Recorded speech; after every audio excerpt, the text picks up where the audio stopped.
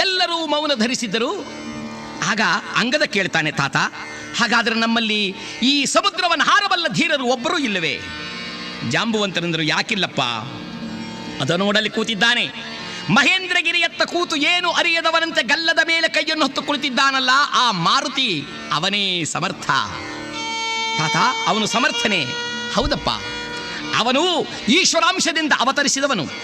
ಹುಟ್ಟಿದಾಗಲೇ ಸೂರ್ಯನನ್ನು ಹಣ್ಣು ಎಂದು ಹಾರಿ ನುಂಗಲು ಹೋದವನು.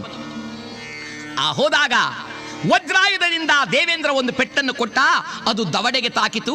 ದವಡೆಗೆ ಸಂಸ್ಕೃತದಲ್ಲಿ ಹನು ಎಂದು ಹೆಸರು. ಆ ಹನು ಅನ್ನುವ ಸ್ಥಳವನ್ನ ಮಂಥನ ಮಾಡಿದ್ದರಿಂದಲೇ ಹನುಮಂತ ಎಂಬತಕ್ಕಂಥ ಹೆಸರು ಪ್ರಾಪ್ತವಾಗಿದೆ. ಕೆಳಗೆ ಬಿದ್ದ ಹನುಮಂತನನ್ನ ತಾಯಿಯಾದ ಅಂಜನಾದೇವಿ ಹೊತ್ತು ವಾಯುದೇವರನ್ನು ಕೇಳ್ಕೊಂಡ್ಲಂತೆ, ನಿಮ್ಮ ಮಗನಿಗೆ ಎಷ್ಟೊಂದು ಕಷ್ಟ ಕೊಟ್ಟಿದ್ದಾರೆ ನೋಡಿ. ವಾಯುದೇವರಿಗೆ ಸಿಟ್ಟು ಬಂದಿದ್ದೆ, ಲೋಕದಲ್ಲಿರುವ ಗಾಳಿಯನ್ನೆಲ್ಲ ಎಳೆದು